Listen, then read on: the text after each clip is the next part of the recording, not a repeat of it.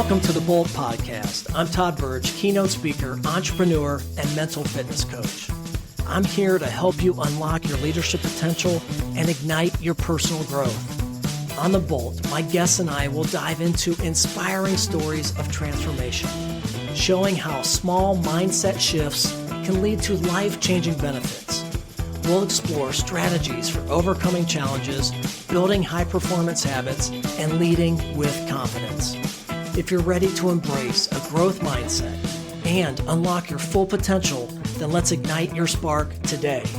My guest today is the amazing Kemp Boyd, a devoted family man, community leader, and passionate mentor.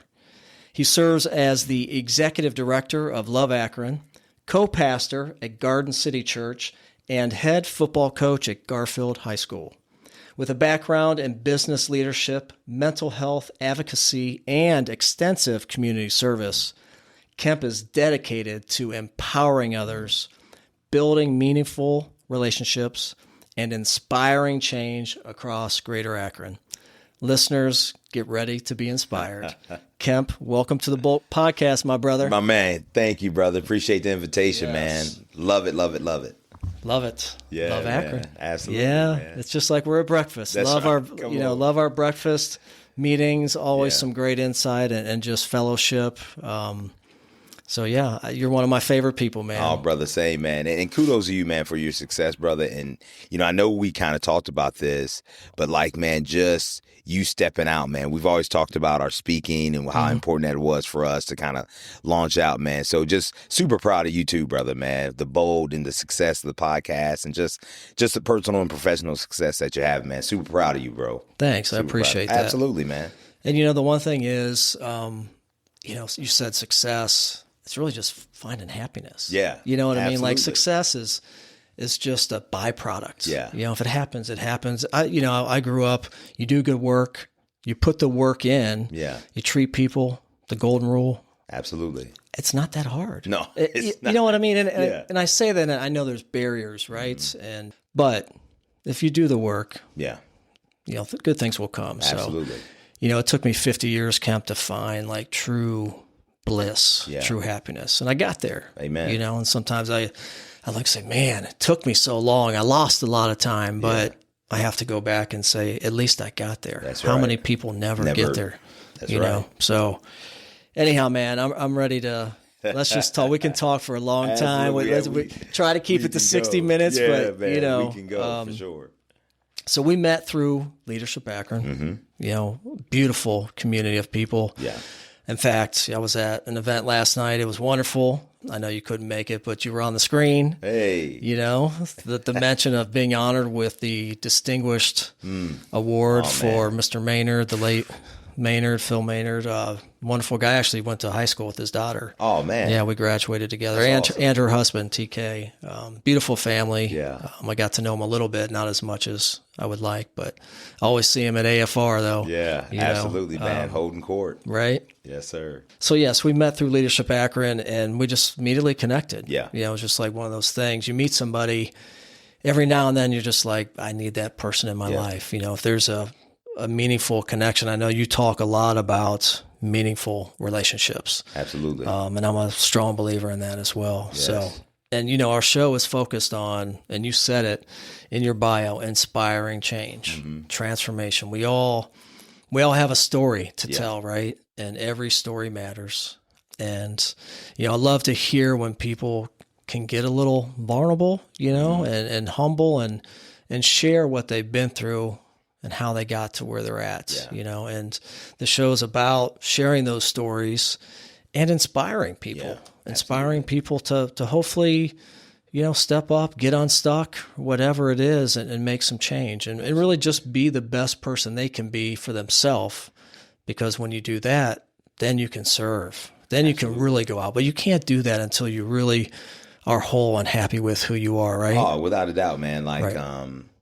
Brene Brown talks a lot about vulnerability, right? And the true definition of that, right? It's like when we are unafraid to be the best version of ourselves while not being concerned about what the outcome's going to be. Right. And to your point about being liberated and finding this bliss and finding this freedom, Todd, I think that's what I've just been discovering, man. Like so many times we get into these spaces to where I feel like we're wanting to project a certain thing in a certain way about ourselves. And then once we leave, we're so concerned about the perceptions of others about us that we don't allow ourselves to enjoy the moment. Right. Right. And I feel like in what Brene Brown was saying was just that, like, hey, man, just be the best version of yourself. And not even be concerned about the outcome. If people liked it, they didn't like it. But are you liking it? Are you okay with what you presented? And I think, man, I've gotten comfortable in my own skin of who Kemp is and what Kemp is about, and really leading from that direction. First of all, in my home, in my marriage, with my kids, and then it's kind of all the other things. So I think it's really about getting in touch with your being and not being so focused on what you're doing. And I think in our society, we often have that backwards. We live and we abide so much in a doing culture, which is high productivity, high accomplishment, high achievement, right? I like to say it's the what. And really, I think our first priority is being more concerned with the who. Who am I? Who am I representing? And how is that going to drive my what? And so but that's more of the being culture. And the being culture is in the being culture, we want all those accomplishments and achievements, but there's more of a priority on relational, right? It's being in touch with our beings. And I think that's what made us really connect. Like there was something in your being that I could connect to that was almost like a kindred spirit. It's like, oh my gosh, like I want to know more about Todd.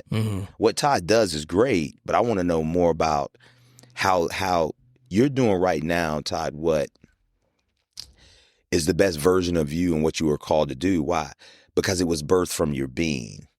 And so many times we get so caught up in, hey, I need to go and do this thing because that's what's going to bring me happiness. But our good friend and brother Justin Hilden taught me, he said, hey, Kemp, happiness is based on what's happening. Right? So happiness is more circumstantial. And really what we're all searching for is joy. But I think we find joy in our being when we are being the best version of ourselves without being concerned of the outcome. Yeah. Amen. Yeah. We just stop right there. That was, oh my gosh. You've given us a sermon already. Oh, man. Come on, Pastor Kemp. Wow. So actually I absolutely agree. And I love that. Gosh, where to go from there. But I guess maybe let's talk a little bit about you. So you do so many different things, right? And one, I think a lot of people, and I always ask people that are extremely, I don't want to say the word busy, but just really productive, right? Yeah. You sit on many boards and won't go into some highly involved in. Yeah. You're a pastor. You're a coach, a high school football coach. Yep. And you're executive director of Love Akron. Yeah. And you have 6 kids. Yeah, man. In the family. And married 20 years. 20 years of marriage, man. So you got a lot going on, man, brother. Yeah, so much happening. Give us any tips to how do you keep the balance? That's a lot of people to really, and you're a very time, you want to give that time to everybody, right? And really make that connection. And that takes time is where I was going. So how do you do that?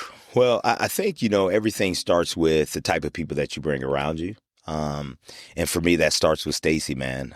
She is truly my best friend, and we've been married. We're celebrating this year 20 years of marriage, and she is really the one that makes all kind of this stuff go around. Her and my faith in the Lord. It's funny when people see me and they say, man, how do you do all these different things? Because you just seem so busy. And I'm glad you used the word productive, because that's what I said. I said, well, hopefully I'm more productive than busy. Right. But a lot of these things, Todd, like Stacy has been the one to push me out of that boat, man, to be honest with you. She's been the one that says, hey, man, Why wouldn't you do that? Hey, this looks like you, so you should go and do that. Hey, how do you know the Lord isn't calling you into that? And so she's been really the one that has helped to give me the courage to really step out. I said this to a group of people that we were with last Friday. I said, the thing about Stacy, the biggest thing that she does for me every day is she gives me the courage to be the best version of myself, without any judgment, but she just speaks into me really well. But I think too, all those things that you mentioned, Todd, they're very interconnected, right? So it's not like it's a thing where, hey man, you're working third shift over here and you're doing this. Like, because I'm the executive director of Love Akron, it really helps me to be a better pastor. Because I'm a pastor, it helps me to be a better head football coach. Because I'm a head football coach, it helps me to be a better, if you will, community or city leader, right? Because those young men are giving me their perspective of what it looks like from a standpoint of the violence that they see or that they hear about, the educational system. So I get really the boots on the ground feedback that I need that helps me to advocate for them, right? And how do I leverage the influence that I have in the city on behalf of those young men, on behalf of Love Akron, but also then on behalf of being a pastor, to where when you're shepherding a group of people in a church, they often want to know, hey man, what's going on and how can I get involved? Now I have some of, if you will, the information for that to happen. But really, Todd, everything I do just comes down to one word that I just mentioned, man. You're just shepherding people. You know what I mean? And I want to make sure that I'm doing that well and I'm being faithful in it, but also just want to make sure that I'm producing some fruit too. And that fruit remains not from my account, but I think for God and what he's calling me in to do, man, because it is a heavy load of responsibility, but I believe too, it's worth every pound, right? Like, none of these things that I'm doing is, it's stressful. Does it keep me up at night? Yeah, because I have a concern. But there's an intentionality that I have with Stacy to where, man, we take a date night every week. We connect and get together. I love that. I'm constantly checking in with my children. We knew very early on, and we talked to them because Dad does coach ball, that, hey, I'm not going to make every recital. And now that my son is playing football, like I don't make all of his games, right? But these are conversations that we had very early on as we start having kids, because since me and Stacey's been married, I've always coached ball. So we know from June to November, December, it's going to be, we're going to be kind of like ships passing through. So there's an intentionality that I have to even to date my children to where, hey, I need to take them out. Whether it's for lunch or for breakfast or for dinner. Hey, we're going to sit down and watch this movie. But now that my older kids, so our kids range from 19 to 7, right? So my 19-year-old, we have a set of 16-year-old twins. They don't really need me as much, right? Matter of fact, if I tell them to come spend some time with me, they're like, what you want, man? Like, what's going on, right? Yep. But still, it's taking the time of when you walk in and say, hey, how was school today? Oh, it was good. Hey, tell me why you're telling me it's good. Help me understand what good means to you. Right. And it's just being very intentional about it. But also, I think communication helps. But then also having a partner at home that understands the framework of who you are, that can also communicate that to your children is so important. So it's about being intentional, man, with the time. And so if there's anybody that's going to sacrifice their time, it's going to be me, but it's not going to be my wife, Stacy, or our kids. And so if that means I got to get up early to go work out, which I do, and if that means I got to stay up a little bit later just to make sure they're okay, then I'll do that as well. So it's being intentional, man, with everything. Hey, do I fail at it? Absolutely. I'm not perfect. Right. But the one thing that when I feel like I'm not perfect or I haven't handled something right is I want to go back and communicate it with those people, whether it's Stacy, our kids, whether it's our team at Love Akron, whether it's the players that I coach, whether it's in pastoring. I want to communicate with people when I did fall short. I missed the mark, if you will, because I found that people have appreciated that too. Right. Missed the mark. That's right. That's right. Come on. You've definitely made your mark here in town for sure. Yeah, I love that. I love it. You do. You have to be intentional. One thing that I would be interested to know, because I've struggled with this, you become a leader in the community and you have a huge network and you're very resourceful and people come out, right? Yeah. And want to tap in. And that's great, right? We want to help as many people as we can. Absolutely. But there comes a point where you have to be able to set some barriers, right? And say, I just can't do that. Yeah. Maybe not now, but maybe later. Absolutely. So how do you handle, because I'm sure you're getting hit up, hey, Kemp, can you be on our board? Can you help with this fundraising event? All these different things, right? Because you are so well connected and you do have those boots on the ground. Absolutely. How do you deal with, you struggle with saying no? Yeah, it's hard, man, to tell people no because you understand why they're coming and asking you. And you realize, when I say this, I don't mean this from a place of vanity, but you do realize, as you have, Todd, like that you have some influence, right? And so now it's about, okay, can I leverage my influence for this particular person? Because all of us want to. And so I think the thing, Todd, that I've tried to do is try to filter things as much as possible. Because when people come and ask you to be a part of something, obviously they're asking because it's like, oh man, I may see you everywhere, or hey, your name, or, people talk so well and highly of you. And so I try to ask people questions like, what is that you need from me? Or what is that you think you need from me? And so I listen.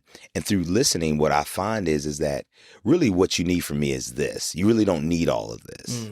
So, hey, I'll agree to do this. And maybe what they really need from me is just to be a point of contact or be one that connect them to the next stage of what they're looking to do, which I love being a connector. I love convening people. I love when I can get people together to collaborate to make a collective impact, right, across Greater Akron. And I think what I'm able to help people to discover is that you really only need me for this segment of what you're trying to do.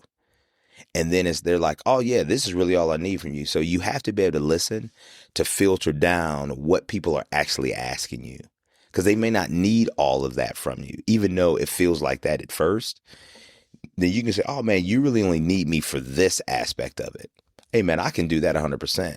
But I can connect you with the person that can give you these other three things that you may need, that you think you need me for, but you really actually don't. And so, again, I think it just goes back to intentionally, first of all, just listening. And then as you listen, getting the right questions to ask people, which I don't think we do that well in our society. I think we really are focused on telling people things, and we don't listen to understand in order to ask the questions that need to be asked to help people to discover what it is that you really are actually looking for or asking for. And so that's what I attempt to do.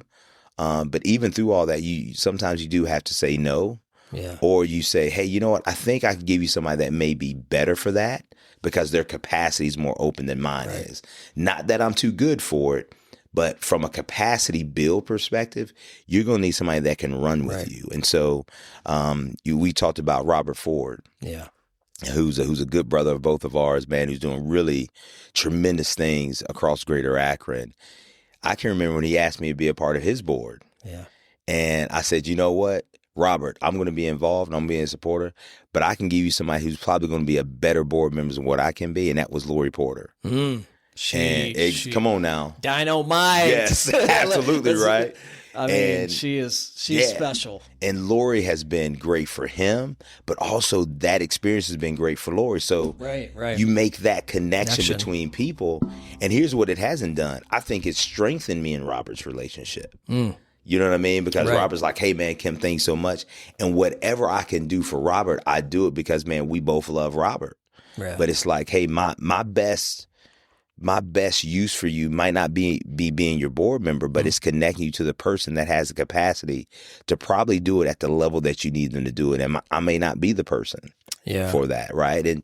But you just help people to discover that because you can discover it along with them. Yeah. I love that. I think there's a lesson, a really great lesson in what you just said, Kemp, and that is it's time. It's not a hard no, but it's being curious enough, right, to know the story, to ask the questions. Absolutely. To listen, and then still help it might not be the original ask. Yes. But you have to take that time and be curious enough to just say, right? Absolutely. What do you really need? Absolutely. I can help you, but I may not be able to give you everything that you thought you needed. And I love that. And I try to do the same. And even with prospects, we get with my marketing business, we get a lot of small businesses or maybe a nonprofit that just doesn't have the budget or it's just not the right fit. But instead of sorry, no, we're not going to take this call. But here are 3 people that I think might be able to serve you. Yeah. And that goes a long way, right? That's karma. And who knows, maybe their budget situation changes 5-10 years. And they say, I remember that Evolve company that, helped me out at the time when I needed it and just didn't. So it's, I don't know if that's the go-giver way, Bob Berg, the book, or just being good people, right? Yeah. But anyhow, I think it's important because we do need to set barriers, right? We only have so much time in a given day, and we can only help so many people, but we still they're reaching out to us. So we need to be respectful, right, of that. So I appreciate you sharing that. Yeah. And I think, Todd, it goes back to something you just said, man. I think it's about meeting people where they are. So many times we'll just turn people away, and we haven't really met people where they are in order to listen and to be curious.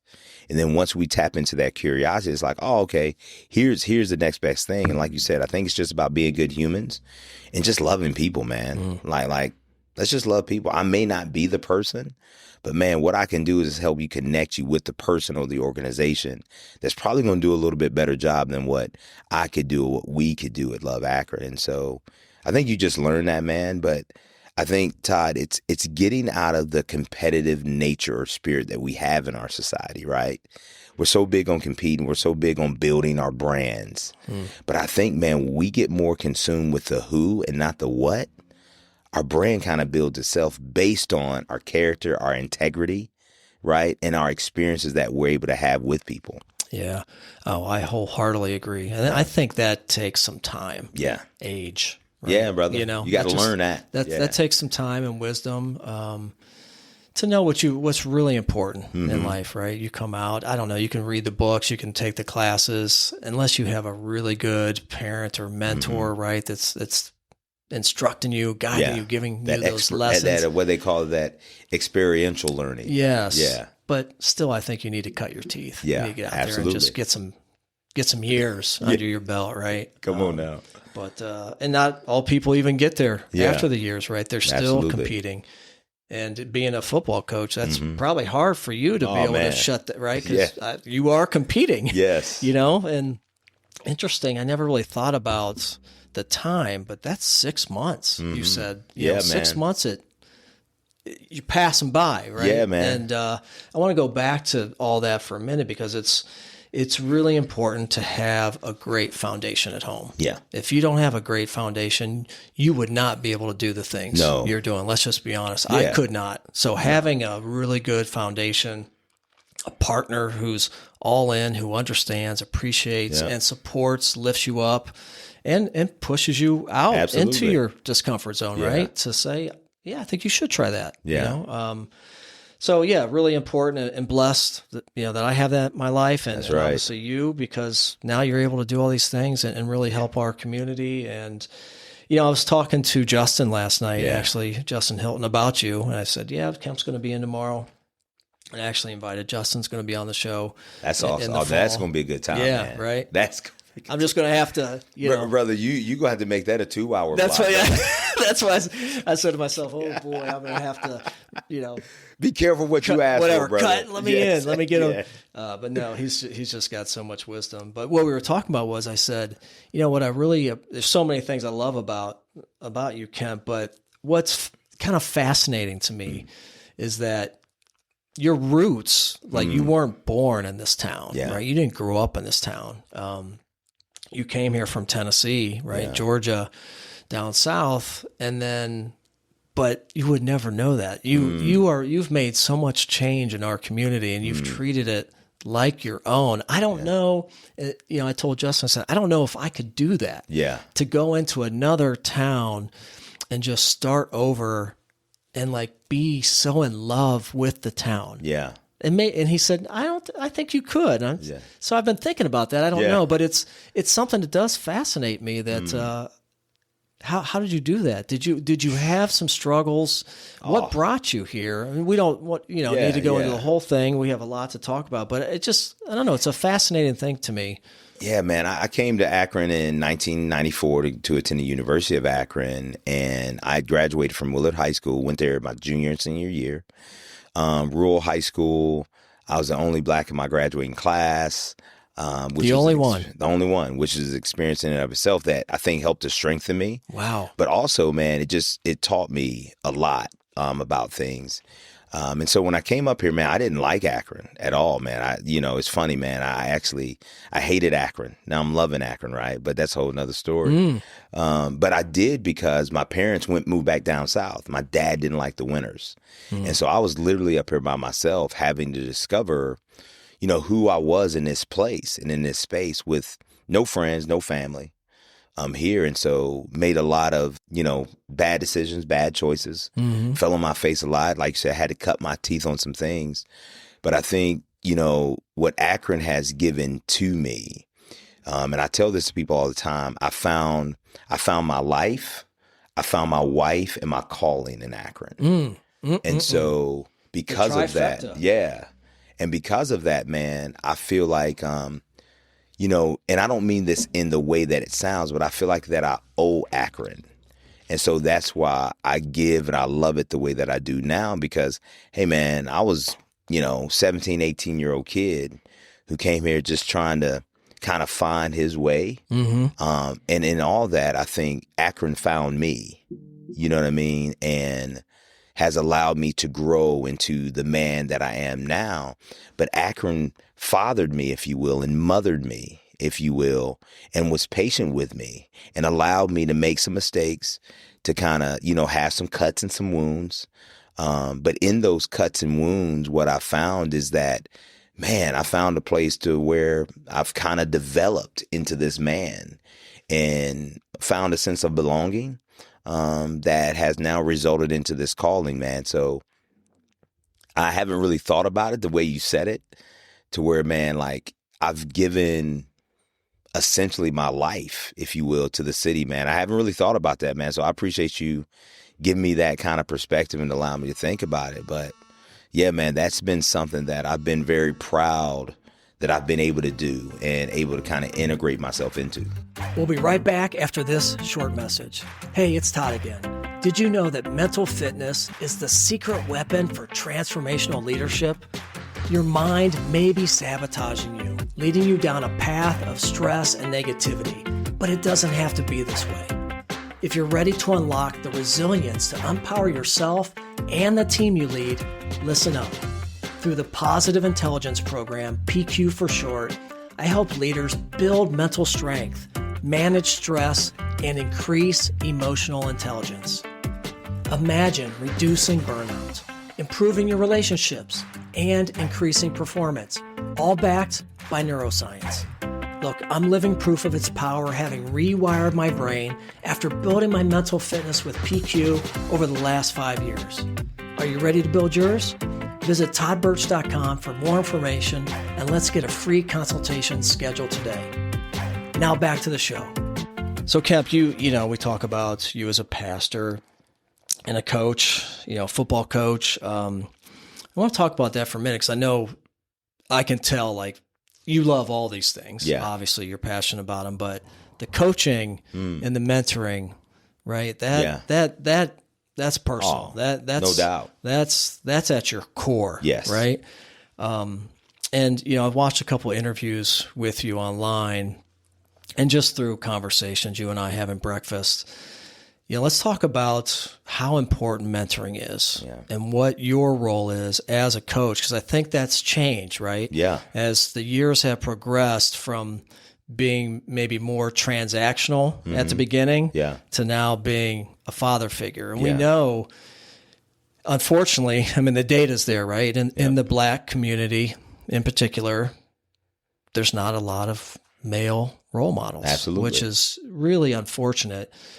But the data's there, so at least we know, right? The one thing is to understand, be educated about where the gaps are and how can we bridge that. And Absolutely. I think you're a huge bridge, right? Yeah. If we see any metaphor, vision visual here. It's Kemp Boyd as this bridge to these young men who are experiencing some difficult times, food, clothing, basic necessities, right? Which Robert Ford is helping out with, but also a father figure. Yeah. Right.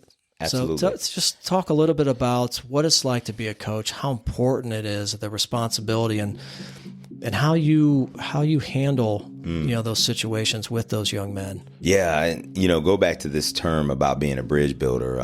Bishop Joey Johnson, he taught me this very early.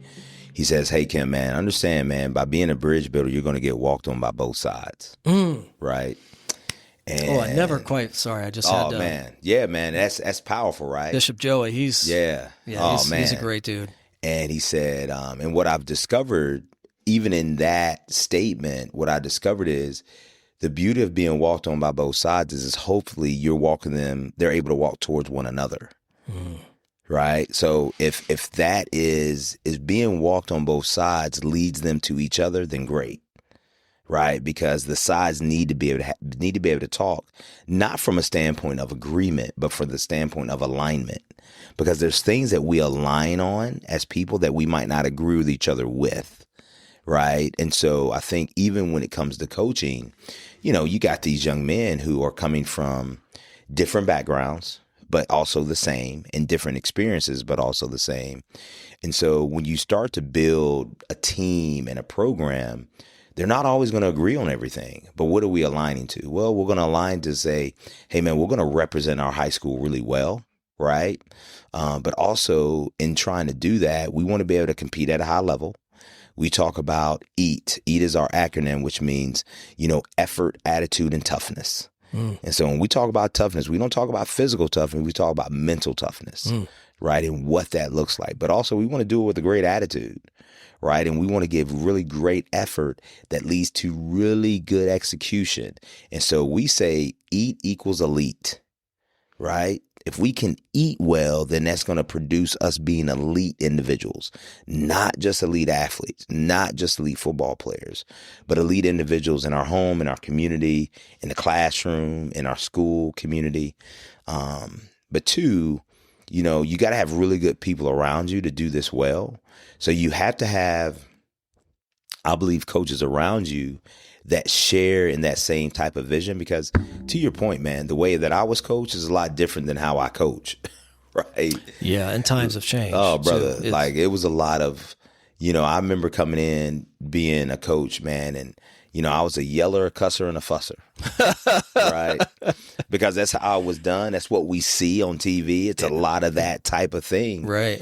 And what you start to realize, man, because these young men have so much emotional residue of hurt, and of pain, and they have wounds that they haven't been able to name, right? And so I was reading a caption that somebody said in a quote that said, it was a podcast I was listening to, and they said, hey, man, a wound that you cannot name cannot be healed. And so it's been about teaching these young men to not run away from their wounds, but really being able to acknowledge the wounding that they have, and then let's name it. Is it the wound of, is it the wound of, hey, man, my father left me? Is it the wound of maybe it's not that my father left me, but maybe my father never really validated me? Because as men, especially as young men, we need to be validated. Because if we're not validated, especially younger, then we go and seek validation in things, right?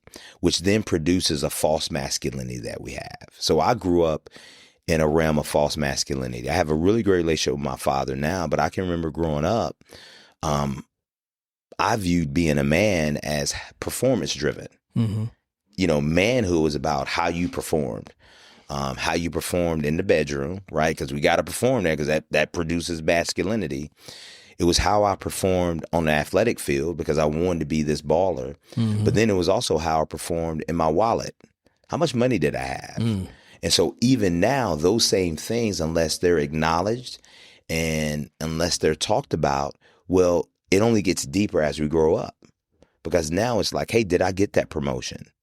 Did I get that bid on that job, right? Am I selling well? Am I meeting all these marks, right? Because we live in a very performance-based society. And so with a lot of these young men, if you're not winning, if I'm not performing, then who am I? And so we really get an opportunity to really speak into their being, going back to that concept, and being more concerned about the who, right, and not the what. Like, that's actually something that we teach our players. Like, hey, man, let's be more concerned about who we are and whose we are versus the what of the scoreboard, what people are saying about us, and what offers we may have. If we can tap into the who, the what will take care of itself. And that's what we get the opportunity, I think, at Garfield High School, myself along with my coaches, because I can't do this without a good group of men and women around me. I have a woman coach, right, on my staff, because I think we need that, right? I think we need that a lot, right? Because she's going to have a different perspective than us as men have, that she needs to be able to speak to us. But also we're able to speak to her from a standpoint of masculinity. You know what I mean? And so we're really able to tap in. And I think that goes into the mental health component, right? When you have this emotional residue, right? Mental health plays a strong role in some of this stuff, man. In how I see myself, we all get a little anxious. That may or may not lead to us being a little bit depressed. And so I need to be aware of what are the signs and symptoms of a mental health challenge. And so this is not just about me being a head football coach, but this is about me leveraging my experiential learning as being a mental health first aid instructor to say, how do I bring this now to my young men, and how do I bring this to my coaches, that they have more tools for their toolbox? So that way, hey, if a kid blows up, hey, understand, it may not be about you. It may be about something that happened last night at home. And so let's ask our young men, hey, man, you know, I'll just randomly go around and say, hey, man, what'd you have for dinner last night? Oh, man, coach, I had chicken, spaghetti. You know, I go ask another kid, it's like, oh, coach, man, I really didn't have anything. Well, why not? It's like, oh, I really wasn't hungry. And then it leads to more of a question of, hey, man, you know, if you need something, let us know. 2 days later, man, young man might text, hey, coach, man, we ain't got any food in our house. And so then that's when I go and call my coaches, or I go call Coach Stephanie and say, hey, let's reach out to this mom, right?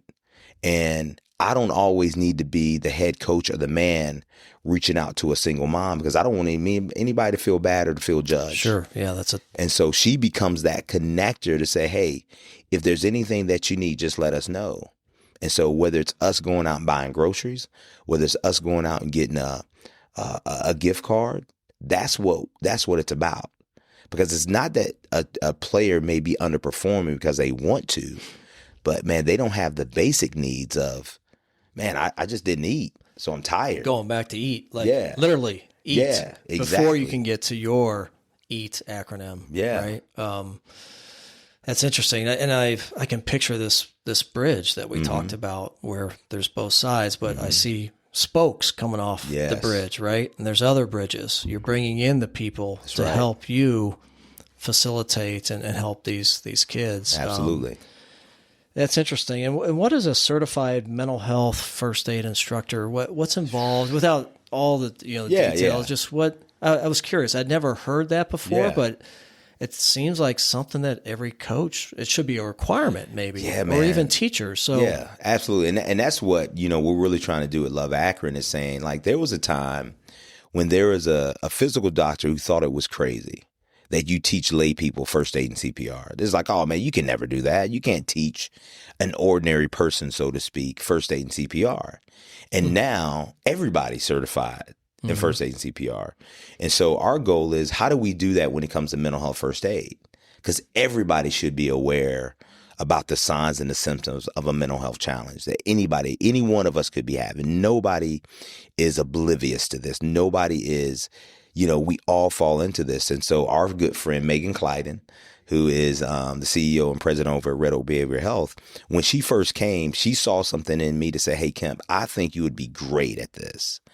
So she ended up sending myself and someone away to go get this type of training. Okay. And I just fell in love with it, man. And I brought that to Love Akron, to where I'm, if you will, triple certified to be a youth mental health instructor, which is teaching adults who work with young people in the signs and the symptoms of a mental health challenge.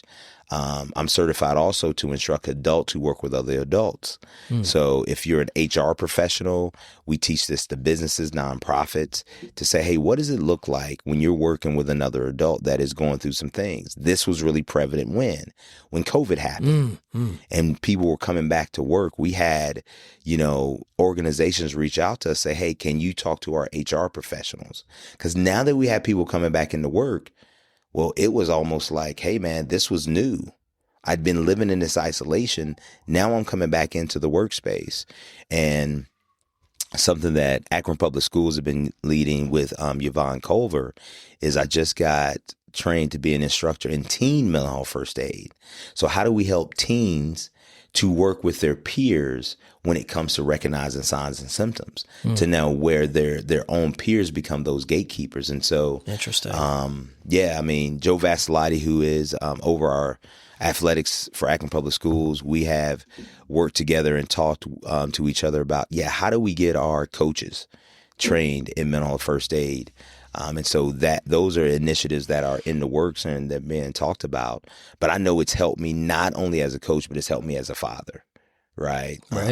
We've had some challenges in our family just over the past 6-7 years where we've had, an unexpected death of a very close relative, and they were really close to my children. And so there's one thing to exercise a lot of these tools externally, but then when you have to use these tools internally with your own family, and you have to ask one of your own children, hey, have you thought about hurting yourself? Have you contemplated suicide? That's a really hard question to ask. And if you've never asked that question, it takes some courage to ask it. But honestly, what we learn is, in being able to ask that question becomes a deterrent. Because a lot of times people are waiting for someone to ask them that question. But a lot of times we don't, because the stigma that we have towards it, or the fear that we have in order, if I do ask that question, maybe I'm planting a seed and really you're not. It actually serves as a deterrent for the person. And so those are the things that we're able in our trainings to help people to understand, but also to help people to ask that question out loud. Because sometimes when you ask it, the immediate response is like, man, that was really hard for me to ask. But at the same time, that is the bridge, if you will, that we have to cross in order to help save a life. Yeah, and unfortunately, the suicide rates are we've man, talked in about, our county, especially it's tough. Especially in certain zip codes. Absolutely, man. Again, that data is, and especially with men. Think about that.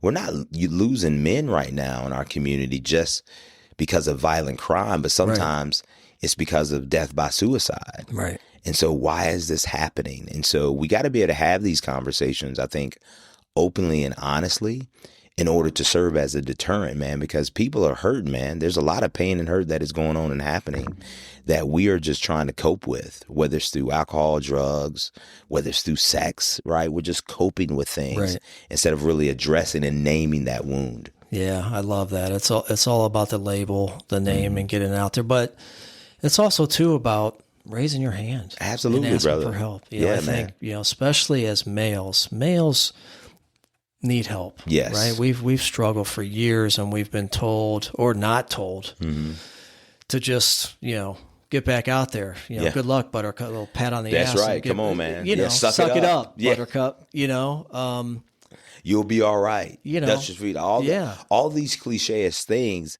that doesn't really name the wound, and it doesn't really get into the pain and hurt, man. It doesn't do anything except it just puts a facade. Yeah, that's all it does, right? And pain and hurt that is not transformed gets transmitted. Right? So when we don't understand and know how to transform our pain, then our pain just gets transmitted first to our families, to our loved ones, those around us. Sure. And then it gets transmitted when we go into the work site, and into the community and all these different type of things. And so we end up, and this happened to me, man, I've experienced this. We end up leading while we're bleeding. And the danger is, man, we don't want to bleed out. We talked about that. Yeah, man. Yeah, the title. That self-care piece is so important, self-care. Right? I think there's a lot of things, and I'm sure you'll agree, the educational system, like we need, every school needs a mental health counselor, Absolutely. our teachers need to be trained in these things, need to want it. Yes. Right? Want to be trained, Yes. so that we can lead with empathy. Yes. Right? Because it all comes down to a mindset, and that's a big part of, my whole shtick and my speaking engagements. And a mindset really is based on all your life circumstances, right? Your entire life from when you were born to the point you're at now. And fortunately or unfortunately, it is based on the people you surround yourself with. Absolutely. Or that have been surrounded by you, that maybe you didn't choose, but so it's all an influence, your teachers, your mentors, your parents, everybody. And at work, your managers, your direct reports, the leaders, right? So all these people have a direct influence on your mindset. And if they aren't trained, if they aren't in touch with who they are, that's right, their being, that's going to have an influence on you. So I think what I was circling to was the earlier that we can embed, have these conversations and intervene into and say, it's okay, man. Yes. Like we're all, and I talk about that I talked about this in a corporate training I had last week with a couple companies. So we're all struggling with something. Man. Let's just say it. Everyone in this room. That's right. Some it's going to be bigger. Some it's going to be smaller. That's right. But it's big to you. Yeah, right. It's big to you, and naming that, now we can start to recover. Think about it. We can't really get healed from something physically until we go to the doctor, and the doctor says, hey, you know what? You got COVID. Hey, you know what? You got a cold. Hey, you know what? This is allergies. Hey, you know what? You actually broke your arm. Oh, okay. So, doctor, what do I need? Oh, man, we're going to cast it up. It's going to take about maybe 6 weeks. Then we're going to put you in PT. We do that so well with our physical, but we can't do that with our mental and emotional. So we hide it. We shelter it. We continue to kind of fake it until we make it. But really, once we acknowledge it, it really liberates us to now really deal with it. And I think that's the one thing that we often as people just have a hard and a challenging time with. And so I just want to encourage the listeners out there, if you are looking for maybe some training or instruction in mental health first aid, please just go to our Love Akron website at loveakron.org. And we would love to come in and, train your team, your leaders, because it's so important. And we do this with churches. We do it with nonprofit organizations, for-profit organizations. We've actually did this years ago with Smuckers, with their HR team. They reached out to us and said, hey, can you, because why? It is so vitally important now. Whereas before, I think we just kind of dismiss it as, oh, well, they'll be okay. Right. They just need maybe this or that. No, sometimes we need more than that, and we have to tap into it to really discover what it is. Yeah, I love that. And I didn't know that was a piece of the business. So I'm so glad to learn that and to help, spread that word. And I think it's critical in HR. Absolutely. Yeah. And what's interesting, what I've realized recently from Gallup polls is that, so we had COVID, right? And we had that epidemic and all the challenges that came out of that. And now we're in another epidemic with disengaged workers. Yes. Upwards of close to 80% globally are disengaged. That's an epidemic. Yes, it is. And then that is due to burnout, stress, and high levels of mental health challenges. Absolutely. So this needs addressed. This is a topic, that should be at the top of the list. Absolutely. That we need to discuss and get to the root cause. And it all starts with just being open enough to have the conversation, bring somebody in, and make the assumption that everybody's struggling with something. We always say don't make assumptions because you look like a what. But I think in this case, let's do it because we all are, and most people aren't going to raise their hand and say, I have a problem. I need help, because there's still a stigma, and that's a whole nother thing. Stigma, mental health, drug addiction, all that is still going on, and people are trying to address that. But mental health is huge, and I'm a mental fitness coach, so that's right there. And it all starts. You say your health, right? Yeah. You can go to the doctor. Well, your brain, that's right, has a direct impact on your body, your full physical body, and all the benefits of having a really good positive mindset, better sleep, better, stronger immune system. Absolutely. Less inflammation, better happiness. I mean, the list, there's hundreds of benefits backed by research, Yeah. backed by case studies. We need to take care of our brain, right? We got to take care of it, man. So we talk about feeding. Yep. We got to be careful. Feeding the right thoughts, the right emotions, the right things into our gates, right? So we have our eye gate, our ear gate, and our mouth gate. And we have to protect those gates at all costs, right? Because like I said, it's feeding the way we think. It's feeding our thoughts. And I just want to acknowledge you in this, brother, man. You've been a great help to me because as you know, man, you've been a support. Like back last year, October 17th, me and my family went through a very dear tragedy where, man, our house caught fire.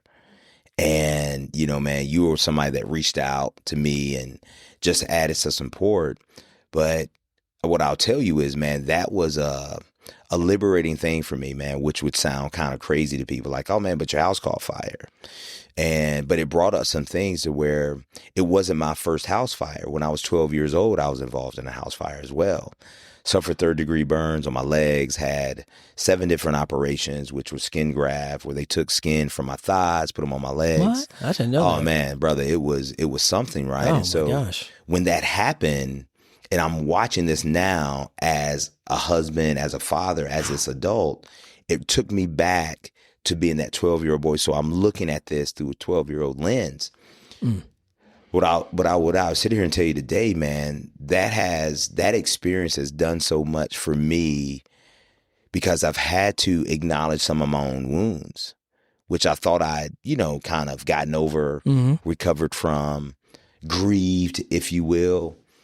And I can remember, man, it was such a great outpouring from people like yourself that reached out, man. And I had a bit of shame because I'm like, man, how could I allow this to happen to us and to our family?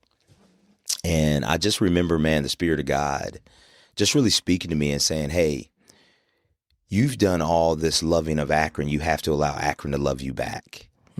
And that's often hard for us, right? As these hard driving, elite, high D leaders, to be humble enough to allow people to love you when you're so used to being the giver of it. It's like, how do we posture ourselves to now receive it? Because it goes back to your point about the brain and how our brain, while it's a beautiful thing, it can play tricks on us as well, to where we can feel less than because we're receiving. But man, we have to be able to posture ourselves to receive from each other, right? And in that, there's a liberating and an abiding force that causes us to regain health, which is so just ironic, man. So I just want to thank you, man. Like the times that you've reached out to me and said, hey, man, let's go.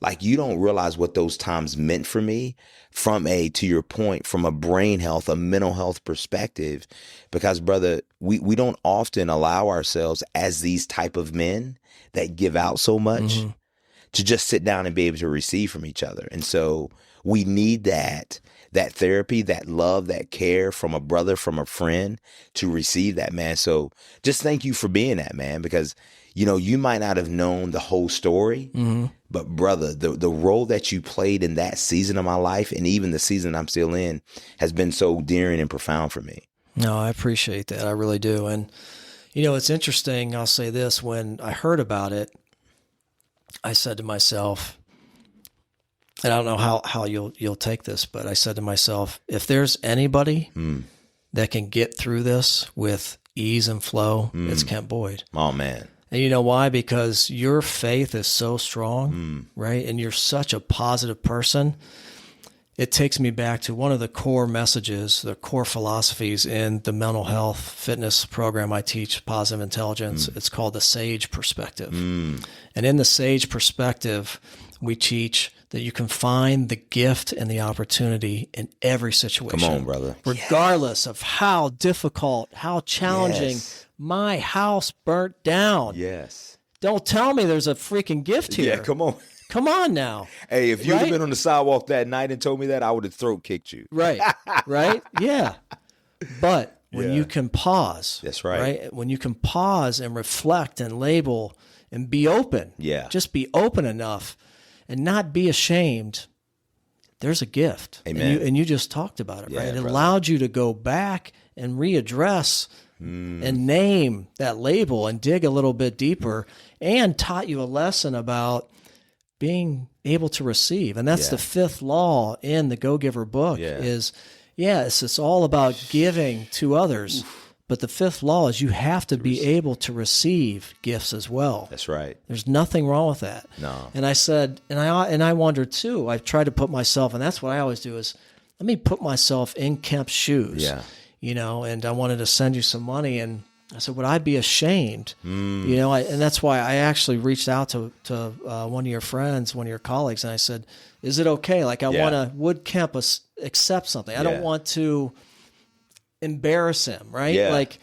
So, and that's how unfortunately, it's how we are as males, because I'm thinking, man, I might be embarrassed too. We project how we would feel onto other people without realizing it. Yeah. So, anyhow. No, man, I appreciate you. I didn't know about the first one. Yeah, man.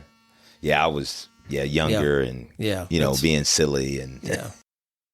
Kemp, we've talked about a little bit. I mean, you have a book here. Yeah. You have you have a couple of TED Talks, a couple of books. Appreciate it, man. The Leading Without Bleeding. Yeah. Going back to your being, the who. Yeah. I think that to me, that's core. Yes, sir, brother. That's core there. I'll be curious to see where this takes you. Curious and just excited for you, right? Because I know it's going to have a profound impact on young people, selfishly our community. But I think where you're headed is much more than our little town here. Man, brother, thank you, man. You've always said that to me, man. I do. It's been an encouragement. And I don't just say that. And I wouldn't just say that to anybody and blow smoke. Like, you have that when I first, I think about speakers, right? Mm-hmm. So I'm on this speaker track. I want to be this keynotes, Tony Robbins, 5, 10, 20,000 people.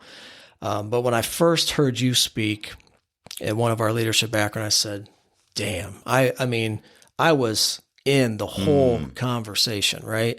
I wasn't tired. I wasn't even taking note. Like, you had me in such a good, powerful, engaging speaker, and just authentic. Like, I just, you know what I mean? Like, you had all the key components. And to me, I said, this guy, who is this guy? I need to know this guy. I need to get connected to this guy. But then I see everything else. Like, I don't know. I think we need to get you on a bigger Thank you, brother. I appreciate it, man. Because we need more people like you, like Robert Ford, like Coach JoJo. We need more. How do we replicate that? And I think, you and I both, we just want to help as many people as we can. Yes, right? sir. And unfortunately, what I've realized, I'm starting to research a book, TED Talk, and I'm really interested in how to get people to want to change. Yeah. And what I'm realizing, Kemp, unfortunately, is it's really inspiration. You can't force a horse to drink the water. That's right. So I'll be here as a coach when the student's ready. Yes. Right? I'll be there as the teacher, as the coach when they're ready. I can only share my mistakes, my failures, my stories, and hopefully one will resonate with you. That's right. And it will inspire you. Yes. And the message is timely. People are saying, thank you. I needed this right now. No. One person, it might be, in a crowd of 50, 100, 200 people. That's right. But it's all it takes, right? That's One right. person's mindset shift. It just takes time. Yeah. So, but the more that we can get out there, right? The bigger the platform, the more those numbers change. That's it right. goes from 1 to 5 to 10 people. And then, absolutely. Maybe that's going to affect everybody that they serve. So it's that ripple effect, I think, is what we're looking for, right? Absolutely. So we just need to continue doing what we're doing, brother. That's right. And keeping things aligned, with our own being, our own family, which is really important. And just, I talk about that filter, just making sure that everything I'm doing is aligned with who I am. That's right. That's feeding. That's the key. Selfishly, it's something I want to do. Yeah. That's aligned with everything. And I loved how you said, I don't know how strategic it all was, but coaching, being a pastor and executive director of a nonprofit, they all are tied. There's some overlap, right? So that's the beauty. Yes, it is. Bring one into the other and to the next. That's right. And it's just, there's that compounding effect, right? Absolutely. So anyhow, man, I love this. I love what you're doing. Let's do a couple lightning rounds here. Okay. I'm not ready Love to it. Love stop. All right. If you could go back, and this is a pretty common one. Yeah. You can go back, give your younger self one piece of advice. What would it be? Oh man, I think it would be, man, the importance of really self-care and taking care of yourself, from a mental, emotional state, but also how your physical health plays a role into that. You know, we both get up, we work out, and how much of my physical working out helps my mental health. I don't think I realized it younger, right? I was trying to always find a way to opt out instead of opting in. And so that's probably one of the biggest things I would probably tell my younger self is the importance of the physical health and how it plays a role into my mental, emotional health. Yeah. Yeah. Excellent. Who is a leader you admire and why? Oh man. Well, I mean, living or dead? Yeah. I think, obviously I admire Jesus a lot just because of his selflessness, and what he brought, I think, to a world that really didn't understand him and kind of his call and what he was about. But I think, man, there's been so many people, coaches, teachers throughout my life that I really respect from a leadership perspective, even though they might not be a well-renowned leader. But they were a leader for me at a point in my life when I really needed. My junior year, man, I had an English teacher. It was my high school honors class. And, man, it was the high school I was at in Willard again. The only black in my graduating class, the only really, black in that class. And I remember, man, her name was Mrs. Sands, white woman, glasses, had a blonde bob. And I remember she pulled me out in the hall one day and she's like, hey, Mr. Boyd, they're not laughing with you, they're laughing at you. And it just changed my whole perspective because I just moved there. So I was trying to get relationships, trying to gain popularity. And so she's seen me doing it from a negative perspective of being this class clown, right?